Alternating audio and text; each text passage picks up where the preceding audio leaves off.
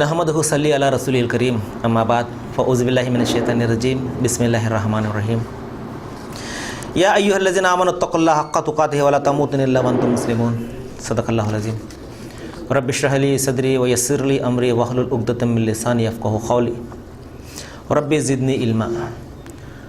పరమ దయామయుడైన సృష్టికర్త అల్లాహ్ పేరుతో ప్రారంభిస్తున్నాను. సోదరులారా, సోదరిమణులారా, అస్సలాము అలైకుం రహమతుల్లాహి వబరకాతుహు. ఆ సర్వసృష్టికర్త అయినటువంటి అల్లాహ్ మనందరినీ కరుణించుగాక, శాంతి కురిపించుగాక. రంజాన్ ప్రత్యేక సందేశానికి, ఖురాన్ సందేశానికి మీ అందరికీ కూడా ఆహ్వానం. సోదరులారా, ఈ రోజున మనము చివరి దైవ గ్రంథమైన ఖురాన్లో భార్యాభర్తల మధ్య ఉన్నటువంటి అనుబంధాన్ని గురించి తెలుసుకోవడానికి ప్రయత్నం చేద్దాము. ఎందువల్లంటే సోదరులారా, జీవిత చక్రానికి ఈ విధంగా అయితే రెండు చక్రాలు ఉన్నప్పుడు ఆ జీవిత రథము సాఫీగా నడుస్తుందో, అదేవిధంగా సంసార చక్రానికి భార్యాభర్త అనే ఇద్దరు చక్రాలు సవ్యంగా ఉన్నప్పుడు మాత్రమే ఆ జీవన రథము ఎంతో సవ్యంగా ముందుకు వెళుతుంది. ఒకవేళ ఏ చక్రమైనా దెబ్బతిందనుకోండి, మొత్తం ఆ జీవిత రథమే కుంటుపడిపోయే ప్రమాదం ఉన్నది. కాబట్టి భార్యాభర్తల మధ్య అనుబంధం అనేది చాలా ముఖ్యమైనటువంటి విషయం. ఈ రోజున మనిషి ఏదైనా నేరం చేస్తున్నా లేదా ఏదైనా ఘోరం చేస్తున్నా అతనికి సరైనటువంటి ఆ ప్రశాంతత, మానసిక ప్రశాంతత లేని కారణంగానే ఈ రోజున జరుగుతుంది.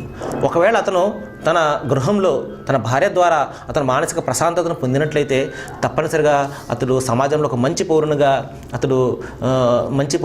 పౌరునిగా జీవితం గడిపే అవకాశం ఉన్నది. సోదరులారా, అల్లాహ్ తఆలా తన చివరి గ్రంథంలో చెప్పాడు, యా అయ్యుహల్లజీనా ఆమను తక్కుల్లాహ్ హక్క తుకాతిహి వలా తమూతున్న ఇల్లా వంతుం ముస్లిమూన్. ఓ విశ్వసించిన ప్రజలారా, మీరు అల్లాహకు భయపడండి. ఏ విధంగా అయితే హక్కు ఉన్నదో, మనము దైవానికి భయపడడం అనేది ఆయన హక్కు, మన బాధ్యత. కాబట్టి వలా తమూతున్న ఇల్లా వంతుం ముస్లిమూన్, మీరు దైవ విధేయులుగా తప్ప మరొక విధంగా మరణించకండి. మీ జీవితం చాలా చాలా అమూల్యమైనటువంటిది. ఇక్కడ పరీక్ష నిమిత్తం మీకు జీవితాన్ని ఇచ్చాను. ఈ పరీక్షలో మీరు ఉత్తీర్ణులు అవ్వాలి. ఈ పరీక్షలో మీరు నెగ్గి ఆ పరలోకంలో ఆ యొక్క శాశ్వతమైనటువంటి ఆ స్వర్గాన్ని పొందాలి. కాబట్టి ఇక్కడ ఎవరు ఫెయిల్ అవ్వకూడదు సుమా. మీ పరిస్థితి స్వయంగా నూలు వడికి తనకు తానే ముక్కలు చేసుకున్న స్త్రీ మాదిరిగా కాకూడదు అని చెప్పేసి ఖురాన్లో ఒక సందర్భంలో చెప్పడం జరిగింది. ఒక స్త్రీ ఎంతో కష్టపడి నూలు ఒలుకుతుంది. ఆ తర్వాత కత్తిరి తీసుకుని దాన్ని కత్తిరించి వేసింది అనుకోండి, అరే ఇదేంటి ఎలా చేసింది, ఎంత వ్యర్థమైన పని చేసింది అని చెప్పేసి అనిపిస్తుంది కదా. అదేవిధంగా మన యొక్క ఈ జీవితము, మన యొక్క ఈ సంపద కానివ్వండి, మన యొక్క సోర్సెస్ కానివ్వండి, మన యొక్క టాలెంట్ కానివ్వండి, సరైన మార్గంలో వెళ్ళలేదనుకోండి, అదంతా వ్యర్థమైపోయే ప్రమాదం ఉన్నది. కాబట్టి సోదరులారా, ఇప్పుడు మనము ఖురాన్లో భార్యాభర్తల మధ్య ఉన్నటువంటి ఈ యొక్క అనుబంధం గురించి చాలా చక్కటి మాటలను దైవము మనకు చెప్పాడు. వాటిని మనము వినడానికి ప్రయత్నం చేద్దాము. మొట్టమొదట దేవుడు వివాహాన్ని ధర్మసమ్మతం చేశాను నేను అని చెప్పడం జరిగింది. వ్యభిచారాన్ని కూకటి వేళ్లతో తొలగించి వేశాను. వ్యభిచారం వలా తక్రబు జినా, మీరు వ్యభిచారం చేయడం పక్కన పెట్టి దాని దగ్గరకు కూడా పోకండి సుమా. అంటే అశ్లీల సాహిత్యం కానివ్వండి, ఇంటర్నెట్లో ఇటువంటి అశ్లీల చిత్రాలు కానివ్వండి, వీటి వైపుకు వెళ్ళకండి. మీరు కన్నెత్తి కూడా చూడకండి. చేయడం తర్వాత సంగతి, చాలా పద్ధతి. కాబట్టి తక్రబు జినా, దాని ఖరీబ్ అవ్వకండి, దాని సమీపానికి పోకండి అని చెప్పేసి కూకటి వేళ్లతో వ్యభిచారాన్ని నిషేధించినటువంటి ధర్మము ఇస్లాం. ఎందువల్లంటే ప్రవక్త వారు చెప్పారు, నీవు పరస్త్రీని చూసినప్పుడు వెంటనే చూపు మరుచుకో. మొదటిసారి చూసిందే నీ చూపు, రెండవసారి శైతానుది. శైతాను వేసే విషపూరితమైన బాణాల్లో చూపు ఒకటి. కాబట్టి జాగ్రత్తగా నీ యొక్క చూపులను సంచరించనీయకు, యథేచ్ఛగా సంచరించనీయకు. మనం చూస్తూనే ఉంటాము, కళ్ళప్పగించి ఎలా చూస్తున్నా చూడు అని చెప్పేసి స్త్రీలు భావిస్తుంటారు ఎవరినైనా అలా చూస్తుంటే. కాబట్టి వీటి విషయంలో విచారణ జరుగుతుంది, కళ్ళ విషయంలో ఎందుకు ఆ విధంగా చూసావని చెప్పేసి. కాబట్టి సృష్టి యొక్క అద్భుతమైనటువంటి అద్భుతాలను, ఆ యొక్క దేవుని నిదర్శనాలను చూడడానికే దైవం మనకి ఇచ్చాడు. కానీ దీని ద్వారా మనం ఎంత మాత్రం కూడా చెడు చూడకూడదు. అందుకనే కూకటి వేళ్లతో నాశనం చేసినటువంటి, వ్యభిచారాన్ని నాశనం చేసిన ధర్మము ఇస్లాం. మరి వివాహాన్ని ధర్మసమ్మతం చేసింది. దైవం చెప్తున్నాడు, వ అన్కిహుల్ ఆయామ మిన్కుం, మీలో ఎవరైతే వివాహం లేకుండా ఒంటరిగా ఉన్నారో, మనం ఈ రోజున చూస్తున్నాము చాలా లేట్ వయసులో వివాహాలు జరుగుతున్నాయి. జాబ్ గురించి కానివ్వండి, లేకపోతే జీవితంలో స్థిరపడడం గురించి, ఈ విధంగా చాలా లేటుగా జరగడంతో సమాజం ఒక రకంగా చెడుల వైపు వెళ్ళిపోయే అవకాశం చాలా ఎక్కువగా కనబడుతుంది. మనం స్వయంగా మనమే అవకాశం ఇస్తున్నాం మన యొక్క యువతను చెడు వైపుకి వెళ్ళమని చెప్పి. కానీ ఖురాన్ చెప్తుంది, మీ యొక్క స్త్రీ పురుషుల్లో ఎవరైతే వివాహ వయసుకు వస్తారో వెంటనే వివాహం చేసి వేయండి. మనం పెద్దలు చెప్తుంటారు, పెళ్లి చేస్తే వీడు సరిగా అవుతాడు, తిక్క కుదురుతుంది అని చెప్పేసి చెప్పడం మనం వింటుంటాం కదండి.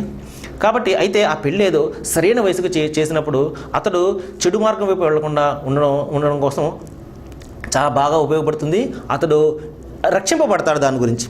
అందుకనే ఖురాన్ చెప్తుంది, ఖురాన్లో దైవం చెప్తున్నాడు, మీరు మీ యొక్క స్త్రీ పురుషులు ఎప్పుడైతే వివాహ వయసుకు చేరుకుంటారో వెంటనే వారిని వివాహం చేసేయండి. వివాహ బంధంలో రక్షణ కల్పించండి. రక్షణ దొరుకుతుంది వివాహంలో స్త్రీ పురుషులు ఇద్దరికీ కూడా. సమాజంలో ఒక గొప్ప గౌరవం లభిస్తుంది, ఒక నిండుతనం లభిస్తుంది జీవితానికి. కాబట్టి వివాహం అనేది ధర్మసమ్మతం చేశారు. అయితే ఇక్కడ ఒక మాట చెప్పాడు, యా అయ్యుహల్లజీన ఆమను లా యహిల్లు లకుం అన్ తరిన్సున్నిసా కర్హా. ఓ మానవులారా, మీరు బలవంతంగా స్త్రీలకు యజమానులు కాకండి, బలవంతంగా స్త్రీని వివాహం చేసుకోకండి. సహజంగా ఇస్లాం పట్ల కొన్ని అపోహలు ఉన్నాయి. ఇస్లాంలో ఆడబిడ్డ మాటకు వాల్యూ ఉండదండి, తల్లిదండ్రులు బలవంతంగా చేసేస్తారని చెప్పేసి ఖురాన్ ఆ విధంగా చెప్పడం లేదండి. దైవం చెప్తున్నాడు, బలవంతంగా మీరు ఎంత మాత్రం కూడా చేయకండి, సమ్మతి లభించి సమ్మతంతోనే చేయండి అని చెప్పేసి చెప్పడం జరిగింది. బలవంతంగా స్త్రీలకు వారసులు అవడం ఎంత మాత్రం కూడా ధర్మసమ్మతం కాదు అని చెప్పడం జరిగింది. సరే, ఇంకా వివాహానికి ఖురాన్ ఇచ్చే మరొకమైన మార్గం ఏంటంటే, వివాహంలో మీరు మహరును చెల్లించి వివాహాన్ని చేసుకోండి. మీరు మహరును చెల్లించి రక్షకులు అవ్వండి. ఏంటండి ఈ మహర్? ఈ మహర్ అంటే స్త్రీధనం అన్నమాట. అంటే వివాహ సమయంలో ఒక 20 సంవత్సరాల పాటు తల్లిదండ్రుల వద్ద గడిపినటువంటి ఆ స్త్రీ ఎప్పుడైతే అన్నీ వదులుకుని భర్త వద్దకు వస్తుందో ఆమెకు సెక్యూరిటీగా కొంత ధనము ఆమెకు ఇవ్వడం. నేను పాతకాలంలో కన్యాశుల్కంగా చెప్పేవారు. కాబట్టి ఖురాన్లో దైవం చెప్తున్నాడు, నీవు మహర్ని మహర్ అనేది తప్పనిసరిగా. కానీ ఈ రోజున చాలా శోచనీయమైన విషయం ఏంటంటే, ముస్లింల పెళ్ళిళ్ళలో మహర్ అనేది చాలా నామమాత్రంగా నిర్ణయిస్తూ ఉంటారు. 500నో లేకపోతే 525నో ఏదైనా చెప్తే మా పెద్దల నుండి వస్తున్నటువంటి ఆచారం అండి ఇది అని చెప్పి చెప్తుంటారు. కానీ ఇది చాలా తప్పు సోదరులారా. ఎందువల్లంటే ఎంతైతే మనము కట్న రూపంలో ఇతరుల నుండి ఆశిస్తున్నామో, 1,00,000, 2,00,000, 3,00,000, మరి అంతే ధనాన్ని ఈ యొక్క మహర్ రూపంలో మనము ఇవ్వాలి. అది నిజమైన న్యాయం. అందుకని అల్లాహ్ దైవం ఇక్కడ చెప్తున్నాడు, వాతుహున్న ఉజురుహున్న బిల్ మారూఫ్. మీరు మహర్ను న్యాయబద్ధంగా నిర్ణయించండి. మీరు లాగడానికైతే లక్షలు మీరు ఆశిస్తున్నారే, అది ఇవ్వడానికైతే 100లో పెడుతున్నారే, ఇది చాలా తప్పు సుమా. అసలు ఆ కట్టం అనేది వరకట్టం అనేదే లేదు. దైవము ఖురాన్లో హెచ్చరిస్తున్నాడు, వరకట్టం అనేదే లేదు ఎక్కడ కూడా. కాబట్టి వరకట్టాన్ని పక్కన పెట్టండి, మహర్ను మీరు ఎదురివ్వండి. అది ఎంత ఇవ్వాలి? మీరు నామమాత్రంగా 500 లేకపోతే 200 కాదు, మీరు ఎంతైతే ఇతరుల నుండి ఆశిస్తున్నారో కట్న రూపంలో అంత మీరు ఆ ఆడబిడ్డకు మీరు మహర్ని ఇవ్వండి అని చెప్పడం జరిగింది. కాబట్టి నేను ఒక 2 లక్షల కట్నం తీసుకుని లేదా 2 లక్షలు మహర్ ఇస్తాను చెల్లి అయిపోతుంది అంటే అది కూడా చాలా తప్పండి. కట్నం అనేది ఒక విశ్వాసి, ఒక ముస్లిం జీవితం నుండి తొలగించి వేయాలండి. ఇది ప్రవక్త యొక్క సాంప్రదాయం ఎంత మాత్రం కూడా కాదు. అల్లాహ్ తాలా ఖురాన్ ఎంత మాత్రం కూడా చెప్పలేదు. ఏదైనా మనం చేసినట్లయితే అది ప్రవక్త చెప్పని పని చేసినట్టు అవుతుందని చెప్పేసి గమనించాలి. కాబట్టి ముస్లిం యువకులు కానివ్వండి, యువకుల తల్లిదండ్రులు కానివ్వండి, తప్పనిసరిగా ఈ మాటను జ్ఞాపకం పెట్టుకోవాలి. వాళ్ళ మనసుల నుంచి కట్నము వరకట్నము అనే మాటను వాళ్ళ పక్కన తుడిచివేయాలి. మహర్ను వారు ఇవ్వాలి. ఎందువల్లంటే ఇది ఫరజు, ఇది దైవము విధిగా చేసినటువంటి ఒక విధి అని చెప్పడం జరిగింది. సరే, ఇంకా సంతోషంగా మీరు మహర్ను చెల్లించండి. ఆతు నిసా సదుకాతిహిన్న నెహల. మీరు స్త్రీలకు మహర్ను సంతోషంగా చెల్లించండి. అరే ఎందుకు వచ్చిన కూడా రా బాబు అని చెప్పేసి ఏదో బాధపడుతూ భారంగా ఇది ఎంత మాత్రం కూడా చేయకండి. సంతోషంగా మీరు మహర్ను చెల్లించండి, ఆనందంగా చెల్లించండి. అందరినీ వదులుకుని మీ వద్దకు వస్తున్నటువంటి ఆ ఆడబిడ్డ సంతోషం కోసము మీరు ఈ విధంగా చేయండి అని చెప్పేసి చెప్పడం జరిగింది. ఇంకా ఇంకా భార్యాభర్తల విషయానికి వస్తే భార్యాభర్తలు ఇరువురు కూడా సమానమైనటువంటి వారే, 2 చక్రాలు లాంటి వారే, ఎక్కువ తక్కువ ఎంత మాత్రం కూడా లేదు. చాలామంది తెలియనటువంటి సోదరులు ఏమనుకుంటారంటే ఇస్లాంలో స్త్రీలకు హక్కులు ఉండవండి, అణిచివేతకు గురవుతుంటారు అని చెప్పేసి అనుకుంటుంటారు. కానీ అది చాలా పొరపాటు అండి, చాలా అది అపోహ అండి. ఖురాన్లో దైవం చెప్తున్నాడు భార్యాభర్తలు ఇరువురు కూడా సమానమే. వమన్ యఅమల్ మిన సాలిహాతి మిన్ జక్ర్ వ ఉన్సా వహువ ముమిను. సత్కార్యాలు చేసిన వారు స్త్రీలైనప్పటికీ కూడా పురుషులైనప్పటికీ కూడా వారు విశ్వాసులైతే ఫఉలైక యదఖులుల్ జన్నా, వారు స్వర్గంలో ప్రవేశిస్తారు. స్త్రీ అయినా పురుషుడైనా వారు విశ్వాసి అయి మంచి పనులు చేస్తే ఇద్దరు కూడా ప్రవేశిస్తారు. ఇందులో తక్కువ ఎక్కువ ఎంత మాత్రం కూడా లేదు. అయితే కొన్ని బాధ్యతలు భర్తకు ఎక్కువ ఉంటాయి, కొన్ని బాధ్యతలు భార్యకు ఎక్కువ ఉంటాయి. అంత మాత్రం చేత ఒకరు ఎక్కువ ఒకరు తక్కువ ఎంత మాత్రం కూడా కాదు. టోటల్గా ఓవరాల్గా చూసుకుంటే ఇద్దరు కూడా సమానమే అని చెప్పడం జరిగింది. ఇంకా దైవం చెప్తున్నాడు వర్ రిజల్ నసీబు మిమ్మక్తసబు వల్ నిసా నసీబు మిమ్మక్తసబు. పురుషులు సంపాదించిన దానికి తగినట్లుగా పురుషుల భాగం ఉంటుంది, స్త్రీలు సంపాదించిన దానికి తగినట్లుగా స్త్రీల భాగం ఉంటుంది. ఎవరు ఎంత సంపాదించుకున్న అంత తప్పించి పురుషులు చేసిన పుణ్యానికి వీరికి వాటా దక్కదు, వీరు చేసిన పుణ్యానికి పురుషులకు వాటా దక్కదు. ఎవరు ఎంత చేసుకుంటే అంత అని చెప్పేసి ఖురాన్లో చెప్పడం జరిగింది. ఇంకా ఖురాన్లో దైవం చెప్తున్నాడు స్త్రీలు మీ యొక్క సేద్యపు భూములు, నిసాఉకుం హర్సుల్లకుం. చూడండి ఎంత చక్కగా ఆ పోలికను ఆ దైవం పెట్టాడో మన ముందు ఒకసారి చూడండి. రైతుకి తన యొక్క పంట పొలం అంటే ఎంతో ప్రేమగా ఉంటుంది. చాలా దాన్ని దుక్కి దున్ని నాట్లు వేసి విత్తనాలు జల్లి ఈ విధంగా ఎరువులు వేసి చీడపేడ పడితే దాన్ని మందులు జల్లి చాలా జాగ్రత్తగా కంటికి రెప్పలా కాపాడుకుంటాడు. ఎందువల్లంటే ఒక మంచి పంట తనకి ఇవ్వాలని చెప్పేసి. మరి ఇదే విధంగా స్త్రీ పురుషునికి ఒక మంచి సంతానాన్ని ప్రసాదిస్తుంది. దైవం ప్రసాదిస్తాడు, స్త్రీ ద్వారా ప్రసాదిస్తాడు. ఒక మంచి సంతానాన్ని కనిస్తుంది స్త్రీ. కాబట్టి సేద్యపు భూమి స్త్రీ ఏమనుకుంటున్నావు నువ్వు ఓ మానవుడా, ఓ పురుషుడా, స్త్రీని యొక్క సేద్యపు భూమి లాంటిది. చాలా జాగ్రత్తగా దాన్ని నువ్వు చూడాలి అని చెప్పడం జరిగింది. ఇంకొక సందర్భంలో దైవం చెప్తున్నాడు హువ లిబాసుల్లకుం వ అంతుం లిబాసుల్లహున్న. ఓ భార్యాభర్తలారా, ఓ స్త్రీ పురుషులారా, భార్యాభర్తల గురించి చెప్తున్నాడు మీరు ఒకరికొకరు దుస్తులు వంటి వారు అని చెప్పడం జరిగింది. ఈ రోజున దుస్తులు మనం ఎందుకు వేసుకుంటామండి? మన యొక్క గౌరవం కోసము, అందంగా కనిపించడం కోసము, మన యొక్క గౌరవం కోసము. మరి ఎప్పుడైతే వివాహం అవుతుందో ఆ యొక్క జీవితానికి ఆ యొక్క జంటకు ఒక నిండుతనం కనబడుతుందండి, ఒక నిండుతనం వస్తుంది, సమాజంలో ఒక ప్రత్యేకమైన గౌరవం లభిస్తుంది. మరి అంతేకాకుండా తన యొక్క శీలం కూడా కాపాడబడుతుంది. స్త్రీ యొక్క శీలం కానివ్వండి, పురుషుని యొక్క శీలం కానివ్వండి పెళ్లి ద్వారా కాపాడబడుతుంది. కాబట్టి ఈ విధంగా వివాహం అనేది భార్య భర్తకు రక్షణగా ఉంటుంది, భర్త భార్యకు రక్షణగా ఉంటారు, ఒకరికొకరు రక్షణగా ఉంటారు. సమాజంలో చెడు చేయకుండా చెడును నివారిస్తూ ఉంటారు వాళ్ళు. కాబట్టి మీరు ఒకరికొకరు దుస్తులు లాంటి వారు అని చెప్పేసి. కాబట్టి అందమైన దుస్తులు ఎంత బాగుంటాయి, ఇదే విధంగా భార్యాభర్తలు ఒకరికొకరు ఎంతో అందంగా కనబడతారు సమాజానికి అని చెప్పేసి చెప్పడం జరిగింది. మరి అంతేకాకుండా ఇంకొక ప్రధానమైన మాట దైవం చెప్పాడండి ఖురాన్లో. ఏం చెప్తున్నాడంటే హువల్లజీ ఖలకకుం మిన్ నఫ్సిన్ వాహిదా. ఓ మానవులారా, నేను మిమ్మల్ని ఒకే స్త్రీ పురుషుల నుండి పుట్టించాను సుమా, ఒకే బీజం నుండి పుట్టించాను నేను. వజఅల మిన్హా జౌజహా. అంతేకాకుండా అతని జంటను, అంటే ఒకే బీజం అంటే మనందరి తండ్రి అయినటువంటి ఆదాం అలైహిస్సలాం వారు, ఆది మానవుడు అయినటువంటి ఆదాం, ఆయన నుండి ఆయన జంటను ఆయన నుండే పుట్టించాను నేను, ఆయన పక్కటెముక నుండి పుట్టించాను నేను. ఎందుకు? లియస్కున ఇలైహా, ఆ స్త్రీ వద్ద శాంతి ప్రశాంతత లభించడం కోసము. కాబట్టి మనిషికి స్త్రీను పుట్టించడంలో ప్రధానమైన ఉద్దేశం ఏంటంటే స్త్రీ వద్ద ప్రశాంతత లభించడం కోసం, శాంతి లభించడం కోసము. మరి ఇంకొక సందర్భంలో దైవం చెప్తున్నాడు లి తస్కును అలేహ వజఅల్న బైనకుం మవద్దతం రహమా. ఓ స్త్రీ పురుషులారా, ఓ భార్యాభర్తలారా, మీరు ఓ పురుషుల గురించి చెప్తున్నాడు, మీరు స్త్రీ వద్ద శాంతిని పొందడం కోసము నేను మీ మధ్య ప్రేమను కారుణ్యాన్ని సృష్టించాను. కాబట్టి ఆ ప్రేమ కారుణ్యం వలనే స్త్రీలు ఒకరికొకరు ఎంతో అన్యోన్యంగా జీవితం గడుపుతారు, శాంతి లభిస్తుంది స్త్రీ వద్ద. మరి ఇంకా చెప్పాలంటే స్త్రీ అనేది స్వర్గపు ద్వారం అని కూడా చెప్పొచ్చు. ప్రవక్త వారు చెప్పారు, తల్లి పాదాల కింద స్వర్గం ఉందని చెప్పేసి.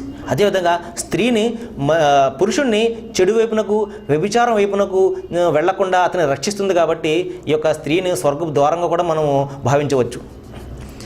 సరే, ఇప్పుడు మనం భర్త యొక్క బాధ్యతలు ఏమిటి, అలాగే భార్య యొక్క బాధ్యతలు ఏమిటి, వీటిని గురించి కూడా మనం చర్చించడానికి ప్రయత్నం చేద్దాం. భర్త యొక్క బాధ్యతలు ఏంటంటే, ప్రధానమైన బాధ్యత ఏంటంటే, భర్త తన యొక్క భార్య బిడ్డలను నరకం నుండి రక్షించాలి. అంటే దైవాన్ని గురించి వారికి చెప్పాలి, స్వయంగా అతను తెలుసుకోవాలి, తన దైవం గురించి, తన సృష్టికర్త గురించి. ఆయన మంచి ఒక విశ్వాసిక జీవితం గడపాలి. అదేవిధంగా తన భార్య బిడ్డలను కూడా అతడు ఆ నరకం నుండి రక్షించాలి. కు అంఫుసకం అహలీకుం నారా, ఓ మానవులారా, మీ భార్య బిడ్డలను నరకం నుండి రక్షించుకోండి. నీవు చాలా గొప్ప భక్తుడువు కాబట్టి నీవు నమాజులు బాగా ఆచరిస్తుంటావు, కానీ నీ ఇంట్లో ఏం జరుగుతుందో నువ్వు పట్టించుకో అంటే అది చాలా తప్పు సుమా.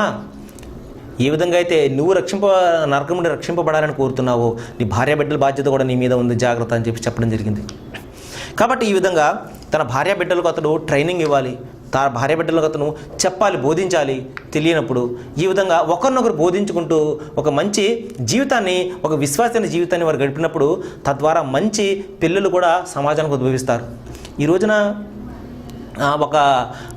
ఎవరైనా తప్పు చేస్తున్నారంటే, ఏదైనా నేరం చేస్తున్నారంటే వారి వెనక సరైన బ్యాక్గ్రౌండ్ లేని కారణంగానే ఈ రోజున తప్పులు చేస్తున్నారండి. మంచి ఫ్యామిలీ నుండి వచ్చిన ఎవరు కూడా తప్పులు చేయరు. కాబట్టి మంచి ఫ్యామిలీ ఎప్పుడవుతుందంటే ఆ భార్యాభర్తల మధ్య అన్యోన్యత ఉండాలి. ఆ భార్యాభర్త ఇరువురు కూడా దైవానికి భయపడాలి. ప్రవక్త వారు చెప్పారు, ఏ భర్త అయితే తన దైవానికి, అల్లాహకు ఎక్కువగా భయపడతాడో వాడు తన భార్యను బాగా చూసుకుంటాడు. మరి ఏ భార్య అయితే దైవానికి ఎక్కువగా భయపడుతుందో ఆమె తన భర్తను బాగా చూసుకుంటుందని చెప్పడం జరిగింది. కాబట్టి భార్యాభర్తల మధ్య ఉన్న ప్రేమకు పునాది విశ్వాసం అండి. అందుకనే దైవం ప్రతి నికాలో కూడా అత్తహుల్లా అని చెప్పేసి దైవానికి భయపడండి అని చెప్పేసి చెప్పడం, ఆయత చదవడం జరుగుతుంది. అంటే దైవం యొక్క భయం ఉన్నప్పుడే భర్త భార్యను, భార్య భర్తను, వారి యొక్క హక్కులను గుర్తించి చెల్లిస్తుంది. దైవ యొక్క భయం లేదనుకోండి, సృష్టిలో ఏ శక్తి కూడా వారి మధ్య ప్రేమను పుట్టించలేదండి, అన్యోన్యతను పుట్టించలేదు. బలవంతంగా మనం ఏదైనా చేయించగలమని వారి చేత. కాబట్టి దైవభయము భీతి ఉన్నప్పుడు, దైవం పట్ల ఎక్కువగా ప్రేమ ఉన్నప్పుడు, అరే దైవము అల్లాహుతాలా ఈ భర్తను నాకు ఇచ్చాడు కాబట్టి నేను ఇది జాగ్రత్తగా చూసుకోవాలని చెప్పేసి భార్యకు ఉండాలి. ఆ భర్తకు కూడా దైవము ఈ భార్యను నాకు ఇచ్చాడు కాబట్టి భార్యను జాగ్రత్తగా చూసుకోవాలని చెప్పేసి భర్తకు ఉండాలి. కాబట్టి ఇంకా రెండవ బాధ్యత ఏంటంటే భర్తది, నమాజు చేయమని ఆజ్ఞాపించాలి, సద్భావనతో సంసారం చేయాలి. ఆశీర్వన బిల్ మఅరూఫ్, మీరు సద్భావంతో సంసారం చేయండి.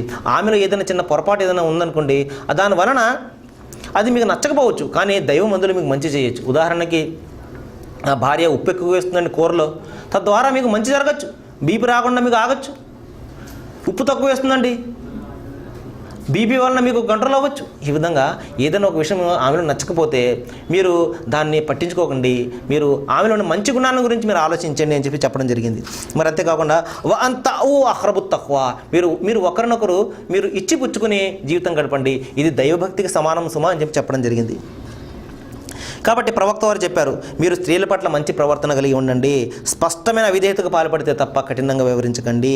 మీ స్త్రీ పక్కటెముకతో సృష్టించబడింది కాబట్టి ఎక్కువగా వంగదీయాలని చూస్తే అది విరిగిపోయే ప్రమాదం ఉంది. కాబట్టి మీరు జాగ్రత్తగా మీ స్త్రీలతో వ్యవహరించండి అని చెప్పడం జరిగింది.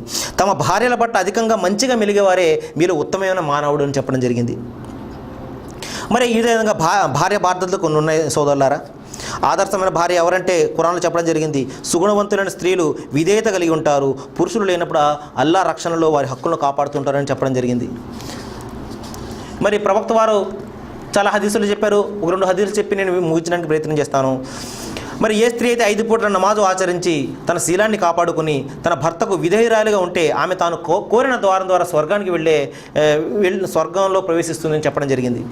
మరి భర్త మేలును మరిచిన స్త్రీని ప్రళయ దినాన్న దేవుడు కన్నెత్తి కూడా చూడని చెప్పడం జరిగింది. మరి అంతేకాకుండా ఇంకొక పెద్ద మాట ప్రవక్త వారు చెప్పారు, ఈ సృష్టిలో ఒక అల్లాహకు తప్ప ఎవరికి కూడా సాష్టాంగ ప్రమాణం చేయడం నిషేధించబడింది. అయితే ఒకవేళ ఆజ్ఞ ఉంటే నేను భర్తకు సాష్టాంగ పడమని నేను చెప్పేవాడిని అని చెప్పడం జరిగింది. కాబట్టి దైవం తర్వాత అంత స్థానాన్ని ఇస్లాము భర్తకు ఇవ్వడం జరిగింది. కాబట్టి సోదరులారా, ఈ విధంగా ఒకరి హక్కులు ఒకరు గౌరవించుకుంటూ ఒకరి అభిప్రాయాలు ఒకరు ఇచ్చిపుచ్చుకునే జీవితం గడిపినప్పుడు తప్పనిసరిగా ఒక మంచి జీవితం వారిది అవుతుంది. తద్వారా మంచి సంతానం అవుతుంది. ఆ జంట కన్నుల పండుగగా సమాజంలో ఉండి తద్వారా వారి ద్వారా ఎంతోమందికి వారు మార్గాన్ని చూపే వారు కూడా అవుతారు. ఆదర్శవంతమైనటువంటి జంటగా వారు జీవితాన్ని గడిపే అవకాశం ఉంది. నేను అల్లాహకు వేడుకుంటున్నాను, ఏ విషయాలైతే మనము ఇక్కడ విన్నామో వాటి పట్ల మనము బాగా ఆలోచన చేసి అవగాహన కల్పించుకుని ఆచరించే భాగ్యాన్ని మీకు నాకు మనందరికీ కూడా ఆ దైవం ప్రసాదించుగాక. ఓ ఆఖిరు దవానా అనిల్ హమ్దులిల్లాహి రబ్బిల్ ఆలమీన్. అస్సలాము అలైకుం.